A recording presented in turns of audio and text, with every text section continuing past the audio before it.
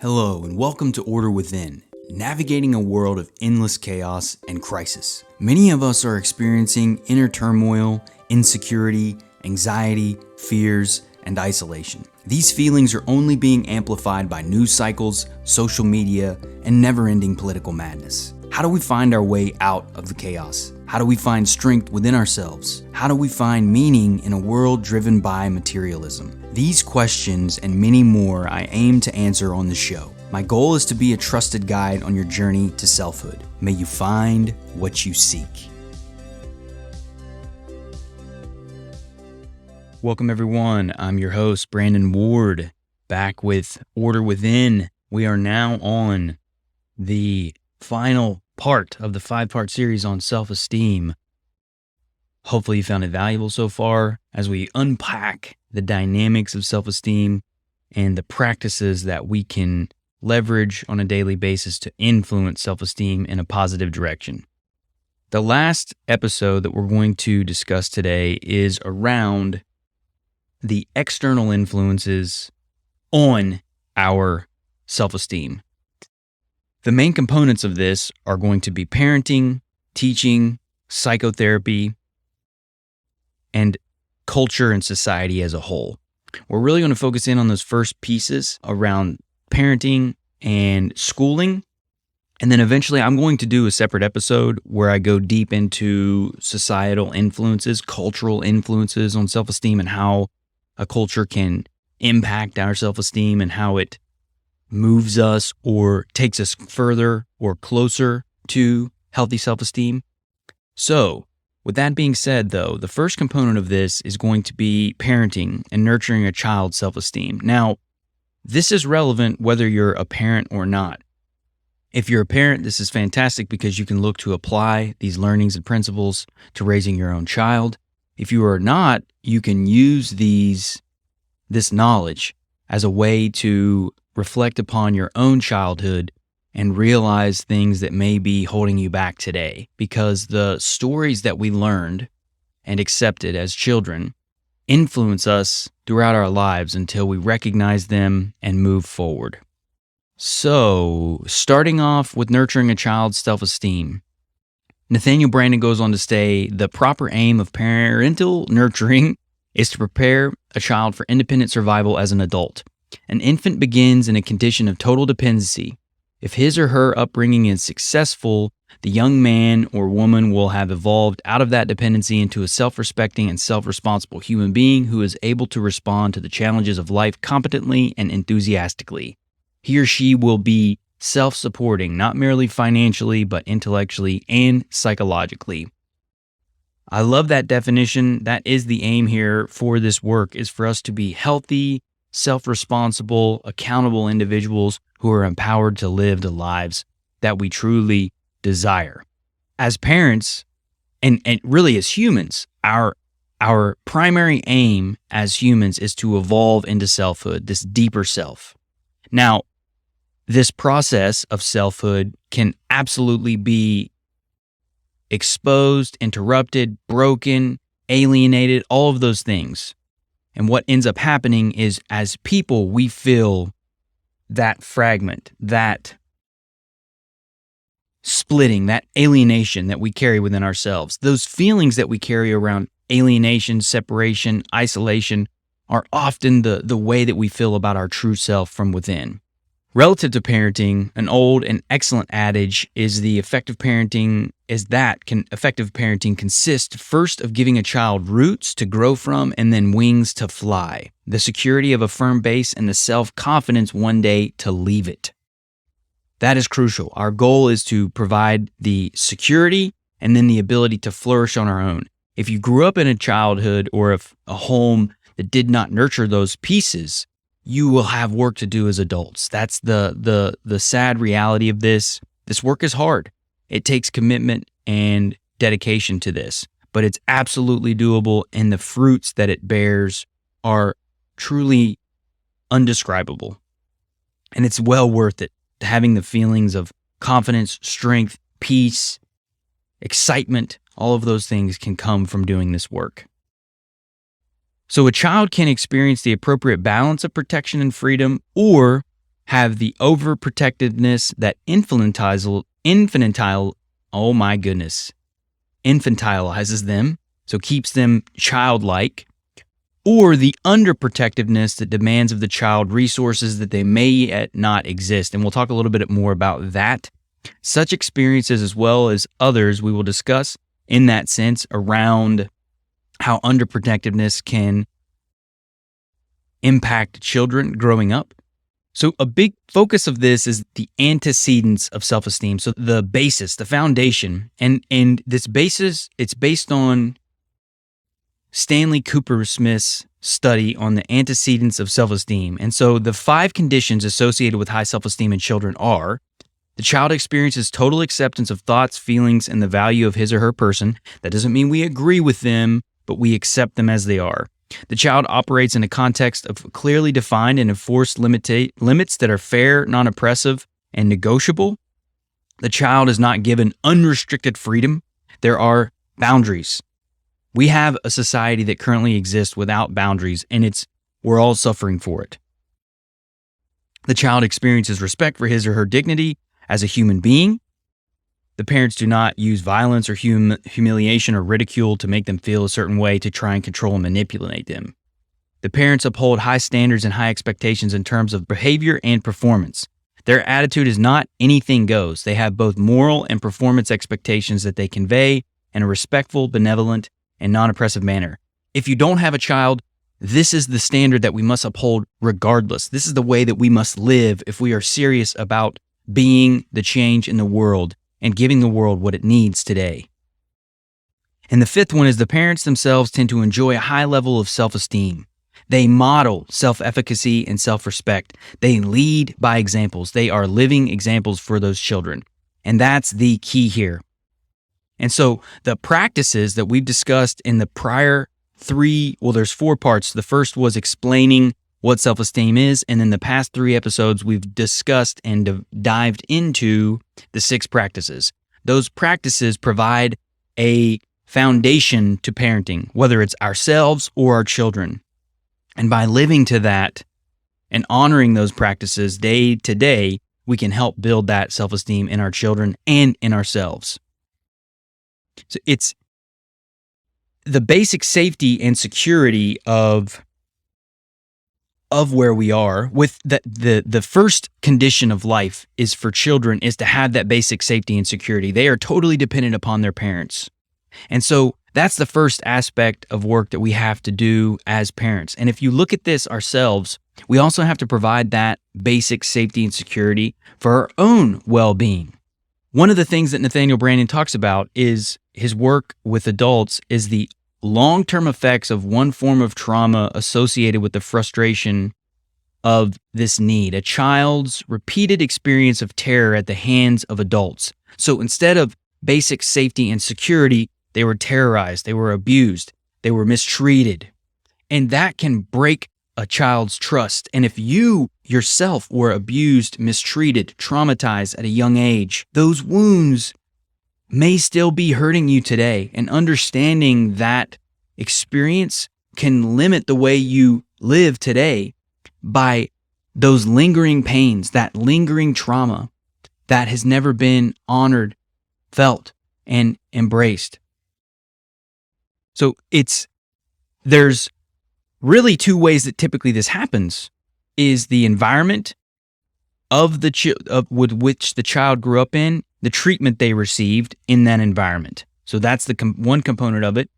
And then the second aspect is the innate disposition to experience anxiety. There is individual thresholds within individuals on whether it's higher or lower in their ability to experience anxiety, trauma, things of that nature in different ways. So it's the experience, the environment that we grew up within, and our own individual capacity to experience these things.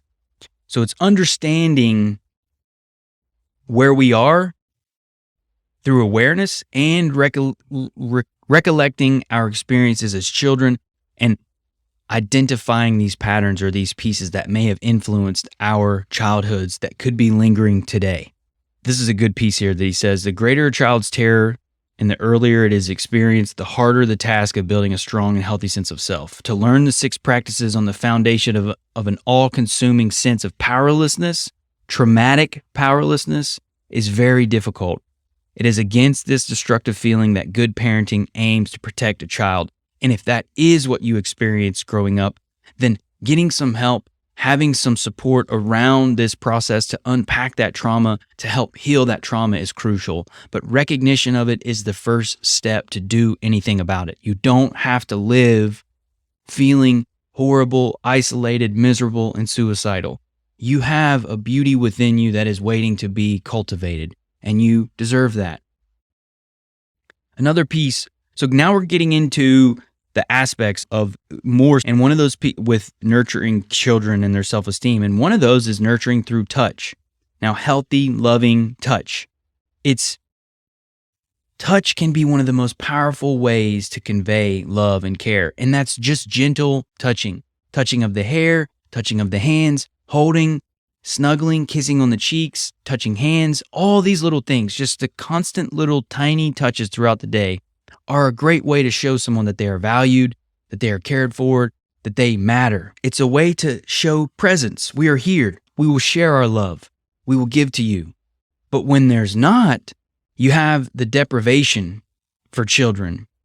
And this physical deprivation is often repressed, and consciousness contracts and psychic numbing is evoked as a survival strategy to make existence tolerable. Self-awareness is avoided. This is often the start of a pattern that lasts a lifetime. So when that neglect is inherent, we go about ways to survive through denying, suppressing, and avoiding that awareness. Because one of the main influencing factors of us is to avoid discomfort. We solve problems, and we also seek to avoid discomfort. And so one of the ways we avoid discomfort is we suppress things. And we can't get better until we bring those things into the light. It's interesting how in this expression of touch can be shown in adults. Adults may avoid intimacy with other human beings and withdraw from human encounters, expressing feelings of fear and unworthiness, a failure of self-assertiveness, among many other things. Or we see compulsive sexual promiscuity, an unconscious effort to heal the wound of touch deprivation, but in a way that humiliates without resolving, and personal integrity and self-respect are 2 of the casualties. Both responses leave the child and the adult isolated. This is so prevalent in our society today, that second piece. Many of us retreat, but many of us are now trying to overcompensate with promiscuity, unhealthy touch and relationships through sexuality and behaviors, trying to fill that void. So the next aspect of this, moving away from touch into love, is accepting, embracing. And instead of focusing on the behaviors of our child, the things that they do, the way that they behave, we internalize the feelings. We share with them things that mean, we share with them ideas and thoughts that are pointed at their being, not their efforts or what they're doing themselves, but who they are. It says you are not enough. And many of us receive these messages. It says you have potential, but you are not acceptable as you are. You must do these things. You must change, and then I will love you. You must do this, and then you will make me happy. Or you must do this, and then I will love you. It's the conditional-based pieces. Love is meant to be done unconditionally, and that means we accept all that is. When we do not do that with our children and ourselves, we enforce the idea that we are not enough, and that we can only be enough when we fill these expectations, these external expectations.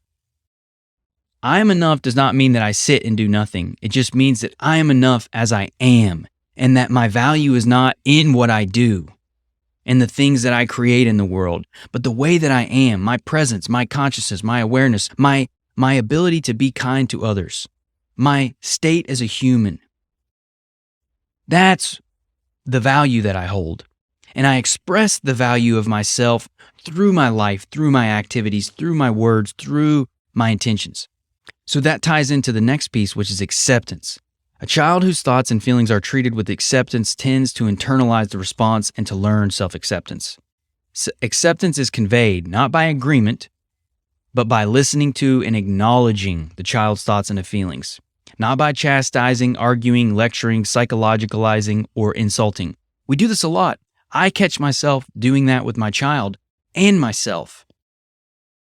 Ashley and I have recently been playing around with this. She's been studying and learning about Montessori, and one of the things that she's learned recently is that instead of trying to change the child, we step into the child and say, we align with that. So if our daughter is upset, as an example, instead of saying, no, don't do that, we say, oh, Annabelle's upset.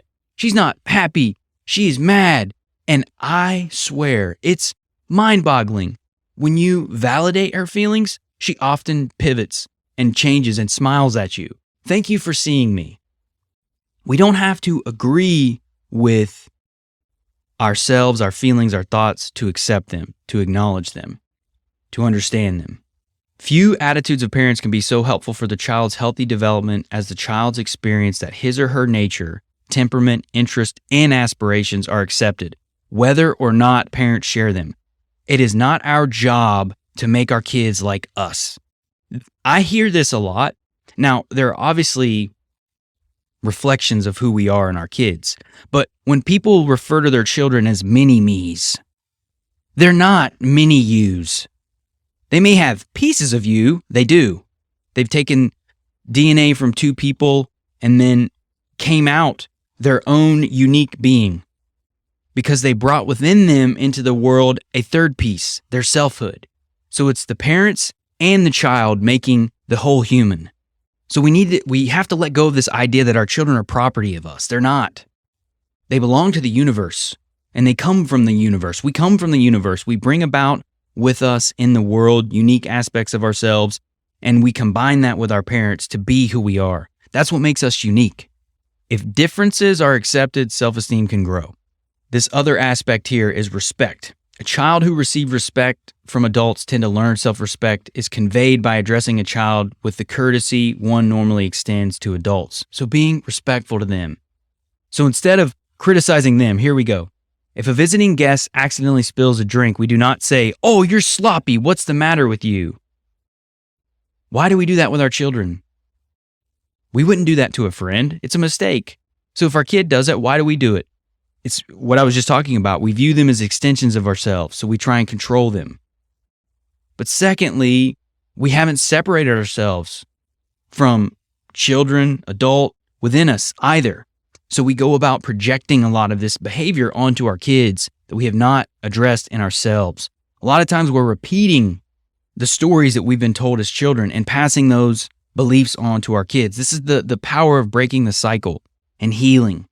Parents need to be informed. Be careful what you say to your children. They may agree with you. So before you call your kid stupid or clumsy or bad, consider the question, is this how I want my child to experience him or herself?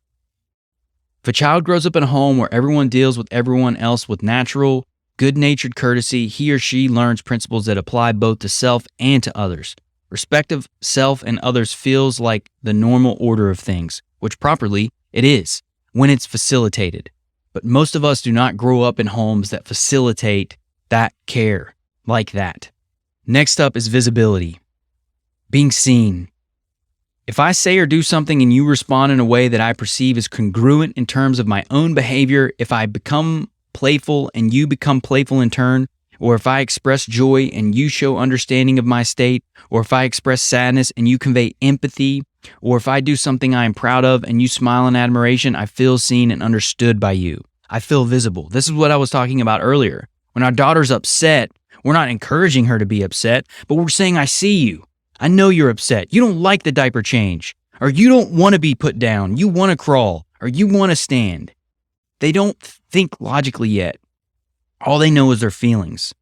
And so when we recognize that, we're showing them that we see them, we hear them, we understand. Now, this is especially important with very young children, and as they get older, we can explain the logic of these things. But early on, visibility is one of those first critical pieces that has to be developed and be seen. And if we don't get it as children, then we have to learn to cultivate it in ourselves as adults. A child has a natural desire to be seen, heard, understood, and responded to appropriately. To a self that is still forming, this need is particularly urgent.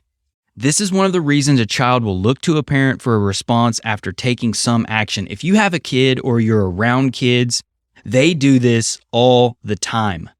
They will do something and then look at you, or they will be in the middle of doing something looking at you. They're looking for your response. Our responses show them what's appropriate or not. And if we don't respond to them appropriately, they learn inappropriate responses and they carry those things throughout their life.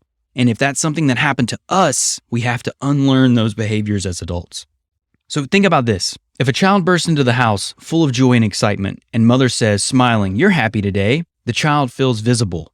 What does a child feel if a mother screams, "Do you have to make so much noise? You're so selfish and inconsiderate. What's the matter with you?" A child struggles to build a treehouse in the backyard, and a father says admiringly, "Even though it's hard, you're sticking with it." The child feels visible. What does a child feel if father says impatiently, "God, can't you do anything?" If a child is out for a walk with a father, and father comments on a wide variety of things he sees along the way, and the father says, "You really notice a lot," the child feels visible. What does a child feel if father says irritably, "Don't you ever stop talking?" When we convey love, appreciation, empathy, acceptance, respect, we make a child visible.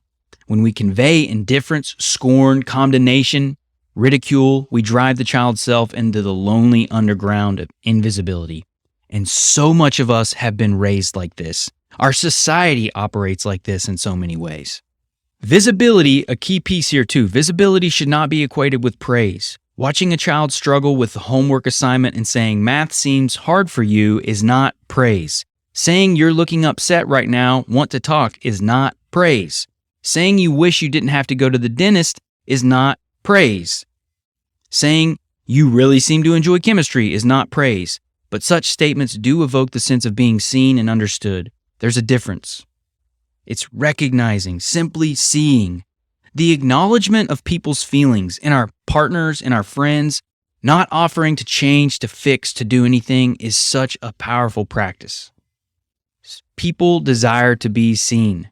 You could actually, I don't know if you can hear this now, but you can actually hear Ashley downstairs in our garage doing this activity. She was just upset, and I could hear Ashley saying, "Annabelle's upset," like affirming her feelings. We're not encouraging her to get upset all the time, but when she is, it's appropriate to honor that. And as they get older, you adjust and explain to them. Carrying into our discussion here, age-appropriate nurturing.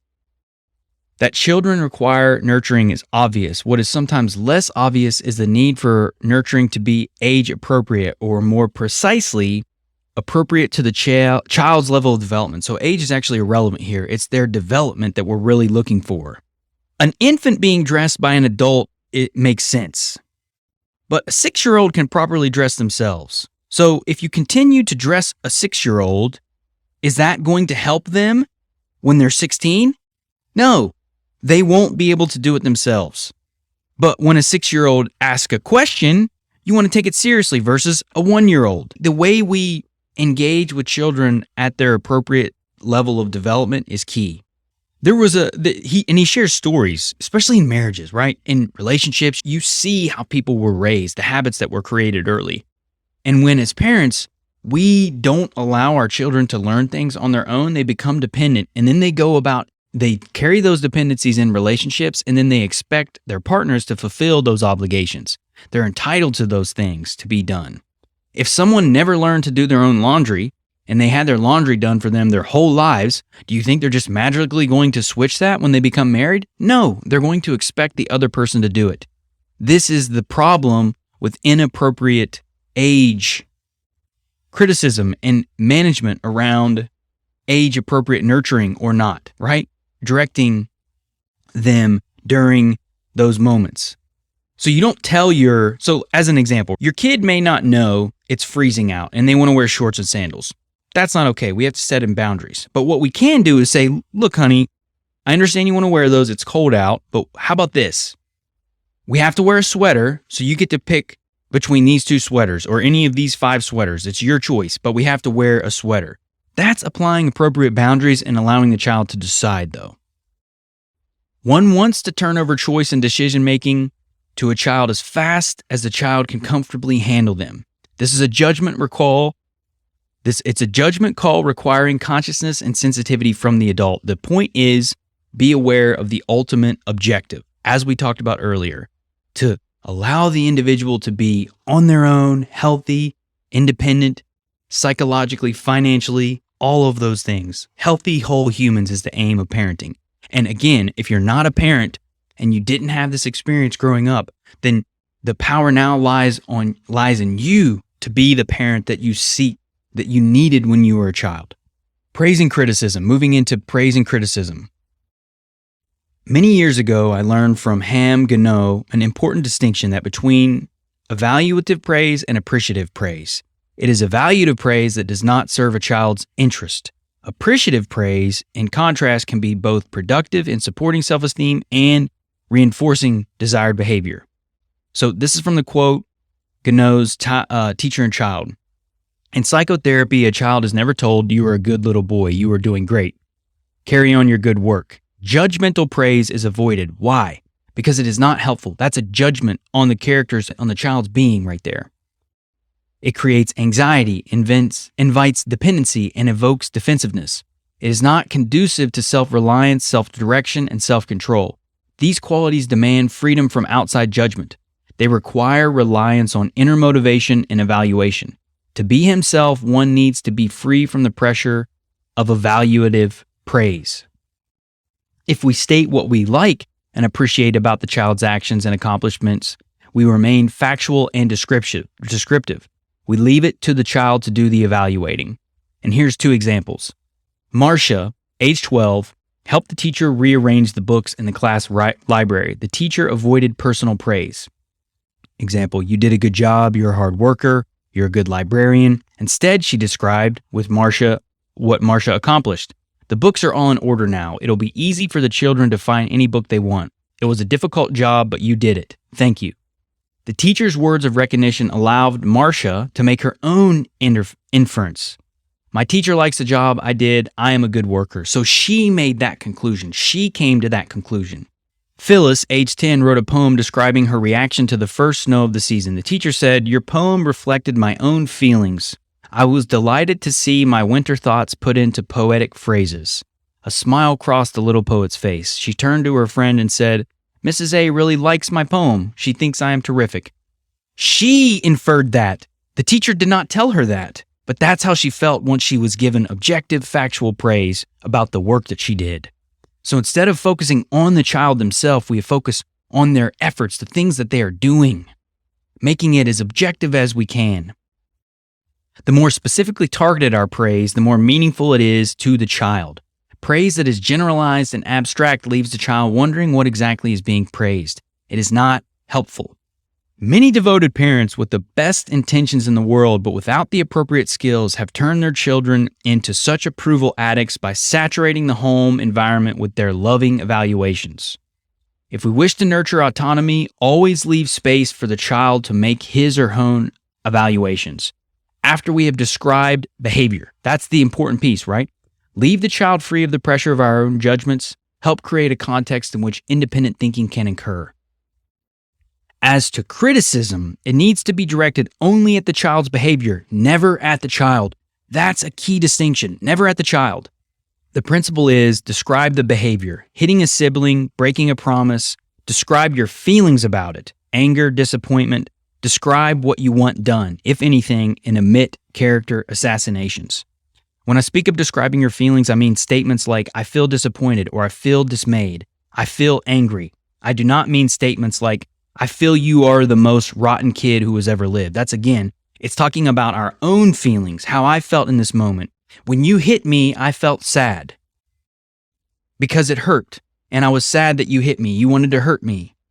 I didn't say you're a rotten kid for hitting me. I said I'm sad because you hit me. You connect the child with their behavior and the consequences of their behavior. That made me feel sad. Therefore, they learn, oh wow, hitting makes daddy feel sad. I don't want daddy to feel sad. I want daddy to be happy, because children are intelligent. They have this natural inclination towards truth and goodness. So they understand these things. They learn, they get it. No good purpose is ever served by assaulting a child's self-esteem. This is the first rule of effective criticism. We do not inspire better behavior by impugning a child's worth, intelligence, morality, character, intentions, or psychology. No one was ever made good by being informed he or she was bad. This is the difference. We have to focus on behaviors, how they impact us, how we feel about them, so we can direct our child. Now, these are things that I'm learning too, right? And it applies again to ourselves, to others, work. You can apply the same type of criticism and praise to all that we do in life, specific to behaviors, not about the person themselves, but the behaviors.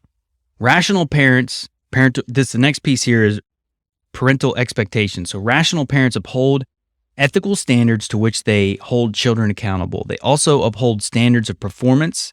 They expect children to learn, master knowledge and skills, and move toward increasing maturity. How we deal with mistakes will be critical for how we handle a child's self-esteem. Again, this is coming back to rejecting the child, chastising the child for making mistakes. We've talked about this around the growth mindset. Mistakes are a part of learning. Mistakes are a part of childhood. Mistakes, truthfully, there are no such thing as mistakes, in the sense that we learn through messing up, through doing things incorrectly. It's the way we learn to get them right. We grow and evolve by trying, missing, trying again, missing, trying, missing, trying, missing, and eventually landing. That's the process of growth. So if we stifle a child's growth through criticizing mistakes, they'll never grow. They'll never change. This is the concept of the growth mindset versus the fixed mindset. In the fixed mindset, mistakes are fatal to the perceptions of someone's identity. The growth mindset says mistakes are critical to evolve, to get better. One embraces mistakes, the other resists them. So that's a critical aspect there. Looking at sanity. So sanity is a huge need for children, and a lot of us grew up in somewhat insane environments. He goes on to say, there's perhaps nothing more important to know about children than they need to make sense out of their experience. In effect, they need to know that the universe is rational and that human existence is knowable, predictable, and stable. On that foundation, they can build a sense of efficacy. Without it, the task is worse than difficult. What does sanity mean in this context? It means adults who, for the most part, say what they mean and mean what they say. It means rules that are understandable, consistent, and fair. It means not being punished today for a behavior that was ignored or even rewarded yesterday. It means being brought up by parents whose emotional life is more or less graspable and predictable, in contrast to an emotional life punctuated by bouts of anxiety or rage or euphoria, unrelated to any discernible cause or pattern. It means a home in which reality is appropriately acknowledged, in contrast to a home in which, for instance, a drunken father misses the chair he meant to sit on and crashes to the floor, while mother goes on eating and talking as though nothing had happened. It means parents who practice what they preach, who are willing to admit when they make mistakes and apologize when they know they have been unfair or unreasonable, who appeal to a child's wish to understand rather than the wish to avoid pain, who reward and reinforce consciousness in a child rather than discourage and penalize it. And this ties into structure. All of these things build with one another. We need structure. Children's security and growth needs are met in part by the presence of an appropriate structure. The structure pertains to the rules, implicit or explicit, operative in a family, rules about what is or is not acceptable and permissible, what is expected, how various kinds of behaviors are dealt with, who is free to do what, how decisions affecting family members are made, and what kind of values are upheld. And this is all done with honoring the individuals. This is how you create a house, a structure, a society for that matter, of order. When things are clear, transparent, consistent. A lot of us don't have this. But this is what we have to go about recreating, because a lot of us didn't experience that. We didn't know what this was like, and now we have the chance to change that as adults and then do it differently if we decide to have kids. This is the breaking of this cycle. So there's a little bit here left. And one of the things that Nathaniel Branden's big on is a family dinner once a week to make sure that everyone gets together. I think that's a great idea, building on that as much as you can to have people together committed, focused, no phones, committed to one another and connecting and sharing. So I think that's a good practice to have there.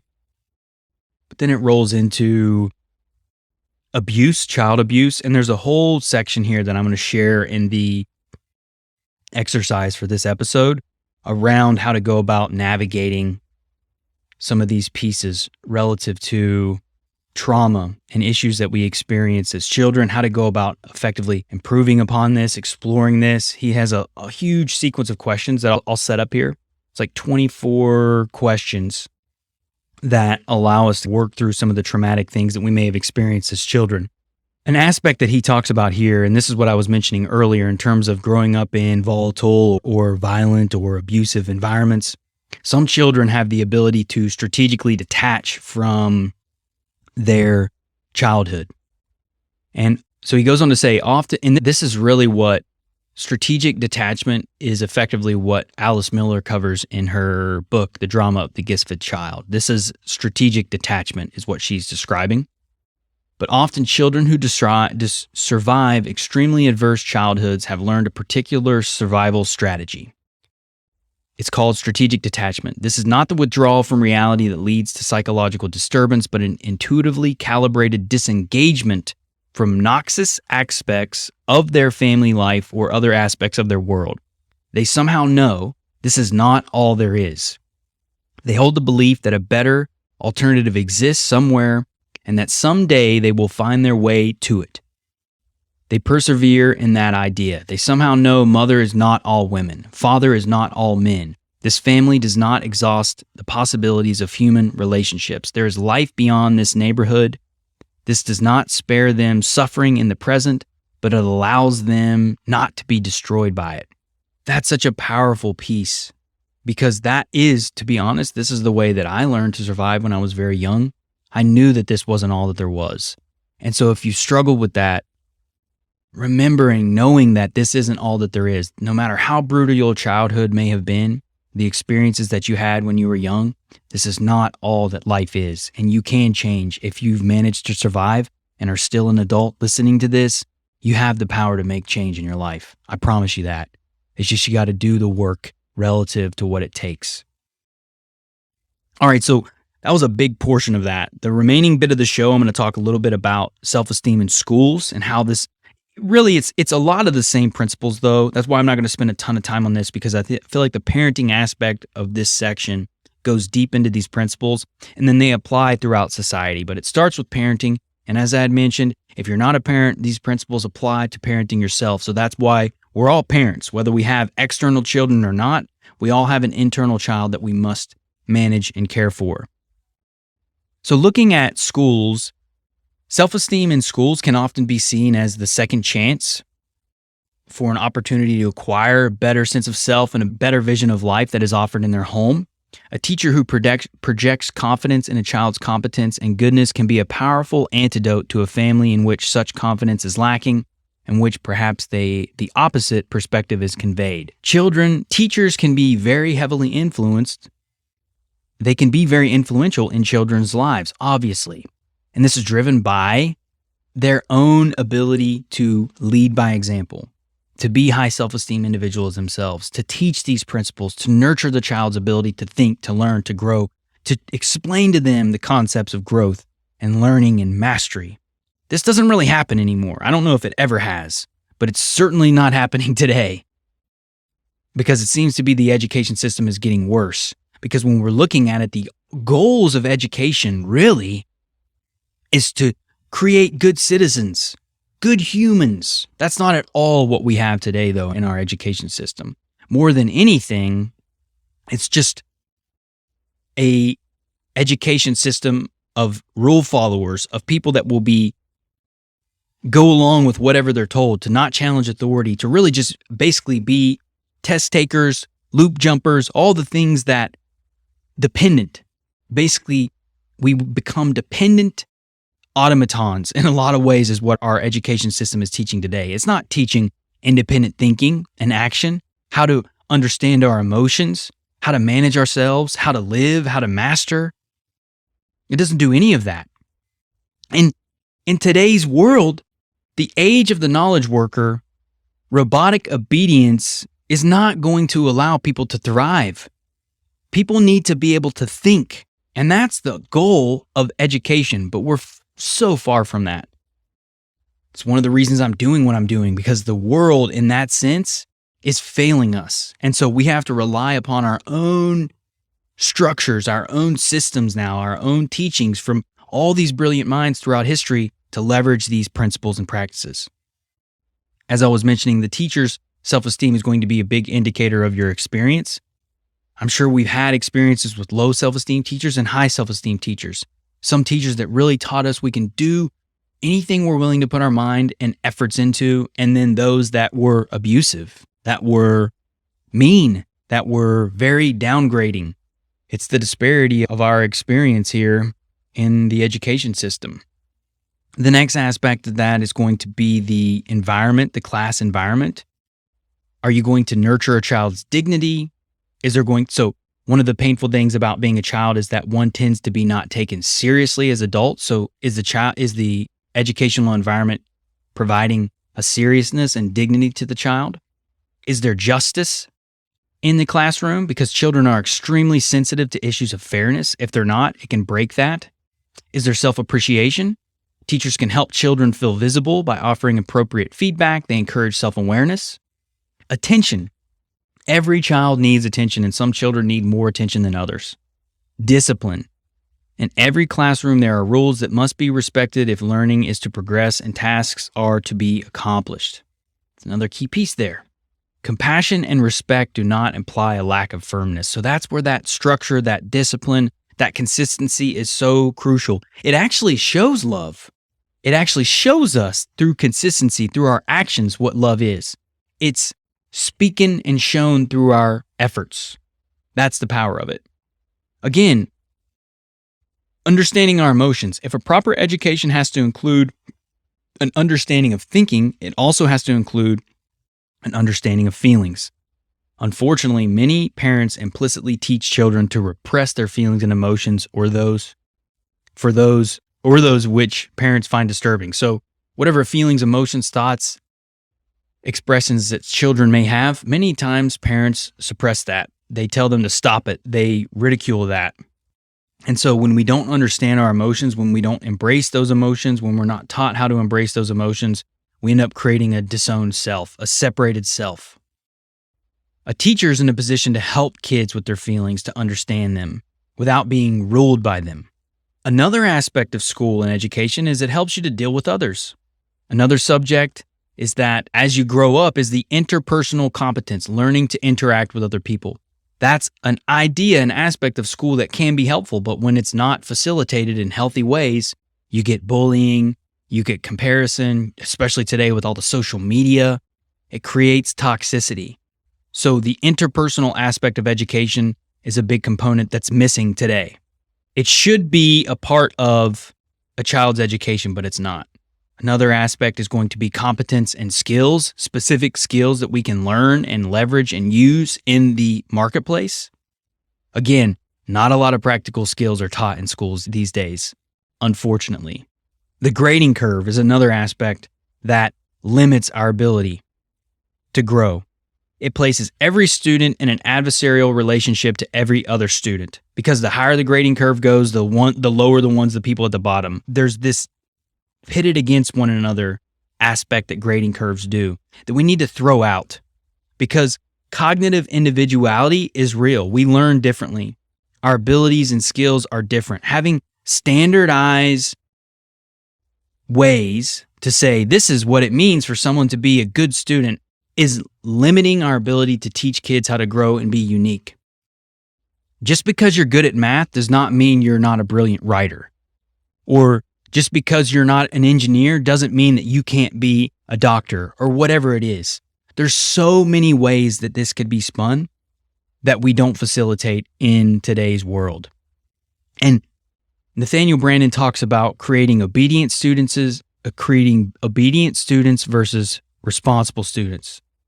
Right now, our system's built around making obedient students. We need more responsible students. And those responsible students are the ones that are built around the practices of self-esteem, growth mindset, taking responsibility, being accountable, putting in effort. These are the aspects that we're trying to teach in schools, but we're not. All right, the moral implications of all this. To anticipate one of the conclusions toward which I am heading, is what Nathaniel Branden is talking about. I want to draw attention to one moral aspect of the shift from the ideal of obedience to the ideal of responsibility. Whereas the obedient student will, under different circumstances, sacrifice self or others, this has been the practice of obedient people throughout all of human history, the responsible student ideally will be taught to operate outside the sacrifice paradigm. Right now, we have so much of this sacrifice paradigm, self-sacrifice or sacrifice of others. Always for the greater good is the way it's positioned. But it's a fallacy, it's a lie. So those are a lot of the components that could make up education systems that support and facilitate self-esteem. We got a long way to go. This is where the work comes into play within us. Now, there are larger aspects here relative to this work, self-esteem and work, how that influences. We talked a little bit about that. Absolutely, work can facilitate our self-esteem depending on how we're treated, how we're engaging our skills, the environment that we look at. All the things that we discussed earlier apply to work as well. Now, I in the future, I may do an episode around this specifically, and I'm also going to go deeper into the societal, cultural aspects from a global perspective, looking at examples of values and beliefs that were perpetuated at the societal level and the impacts it had on humans. That's a whole episode that I'm going to do separately, because that's another piece of the work here, is looking at the aspects of culture and how it influences self-esteem, and then the outputs from those cultures and societies. I think America is an interesting example because we've gone through a lot of changes in the short history that we have, and the priorities and values are shifting right now. And there's a lot of the cultural aspects and battles happening. I think that's a prime example of how shifting societies, cultures, values impact the humans that live within them. All right. So the rolling up here, I'm gonna finalize this bit here around challenges in our economy and the market. In an economy in which knowledge, information, creativity, and their translation into innovation are transparently the source of wealth and of competitive advantage, there are distinct challenges both to individuals and to organizations to manage that. And without these practices, without these tools of self-esteem and building these tools, we struggle. It's inherent that we're going to struggle, because ultimately, our ability to manage the ever-changing, complex world that we live within, our ability to think, manage our emotions, manage ourselves, be consistent with our efforts, will dictate our experiences and the outcomes that we have in life. All right, y'all. One final thing, and then I'm going to wrap the episode here. So a leader's role. Everything we've talked about clearly applies to leaders, the CEO or company president as much as managers, but I want to say a few. So this is about leaders particular. The primary function of a leader in a business enterprise is to develop and persuasively convey a vision of what the organization is to accomplish, and to inspire and empower all those who work for the organization to make an optimal contribution to the fulfillment of that vision, and to the experience that, in doing so, they are acting in alignment with their self-interest. The leader must be an inspirer and persuader. How do you get the organizational goals to align with the individual goals of the person? And that's how you establish this vision, and then you drive towards that vision. So these are ways, again, this is how all this stuff that we do, this inner work, layers into the world that we live in, the work that we do as humans, the businesses we work for, the relationships that we have, the schools we go to, the families we're raised and born into. All of these factors influence what we do and how we live as individuals. So I have absolutely loved this role, this series. I hope you found it valuable. Nathaniel Branden goes on to say that the goals of psychotherapy, obviously this is not psychotherapy, but the work that you're doing is, the work that we do is psychotherapy within ourselves. We can have support along the way to do that, but this is an important close, and then I'm going to wrap the episode. Psychotherapy has two basic goals. One is the alleviation of suffering. The other is the facilitation and enhancement of well-being. While the two projects overlap, they are not the same. To reduce or eliminate anxiety is not equivalent to generating self-esteem, although it can contribute to that end. To reduce or eliminate depression is not equivalent to generating happiness, although again, it can contribute to that end. So it's becoming our best self and also alleviating the pain, suffering, and the deep struggle that we feel within us, our shadow self. We need both. We need the expression and we have to do the shadow work. This revolves around doing the shadow work. And if you have the courage to do this, which I know you do because you're tuning in, you have the capacity and power to make this change. All right, y'all. Oh my goodness, almost an hour. There's so much to talk about with this work, though. That's why it's so important. And there's so many different components to it. So I really hope you've enjoyed it. I'm excited about the next few episodes that we will have coming out. I'm going to continue to do more of this work, going deeper into the inner work that's so important for us to find success, fulfillment, and peace in our lives in a crazy, nuts world. So, with that being said, y'all, until next time. Thank you for listening to Order Within. If you found the episode helpful, please consider sharing, rating, and subscribing. New episodes will be released every Thursday at 11 a.m. Eastern Standard Time. Until next time, y'all.